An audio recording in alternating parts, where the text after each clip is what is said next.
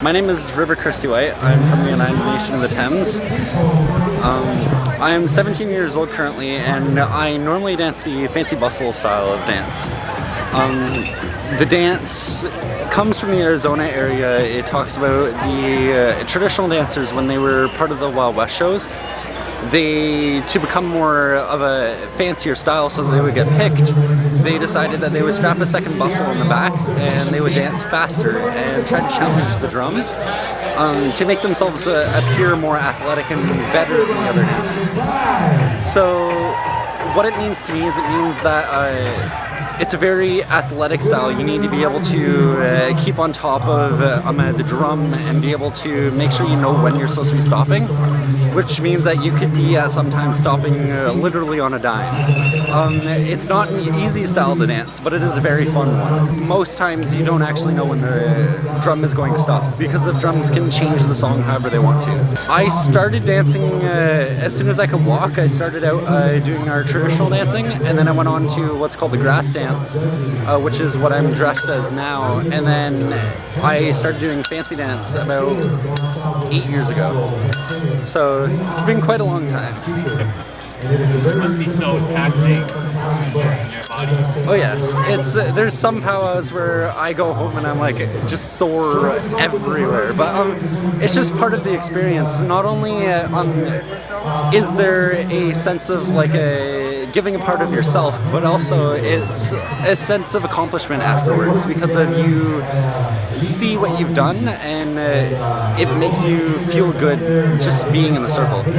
I was actually wondering about the superheroes as well, if there's a story behind that. So the Superman cuffs, they are part of my campaign. So I run a autism awareness campaign all across Canada and the United States. It's called Hoops for Hope.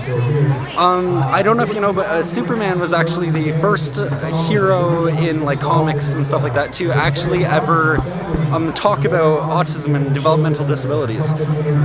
His way of saying it was that autism and developmental disabilities are their own superpower. So it was a very revolutionary thing to say at that time because of around the time that he said it, people with special needs were seen as below everyone else. Wondering if you had anything to say in terms of what this powwow means to you or the broader community.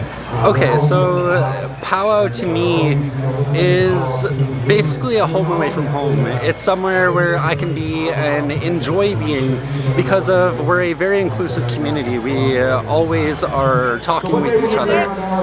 We're always appreciative of one another because of the fact that we're all here for the same reason.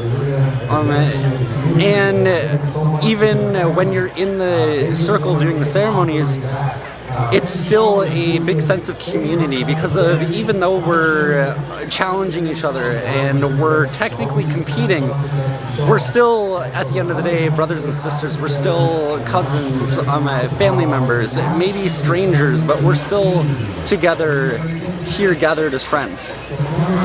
My mom's actually an author. In the book it actually talks about I'm also a hoop dancer. So you saw me yesterday dancing with the hoops. So there's a artistic depiction of me.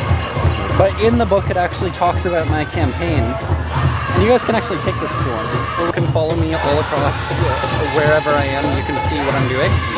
It's been a really big experience for me though because I've done a lot of things that I've never thought I would actually. So that's amazing. Thank you. We're doing. Leland White Eagle.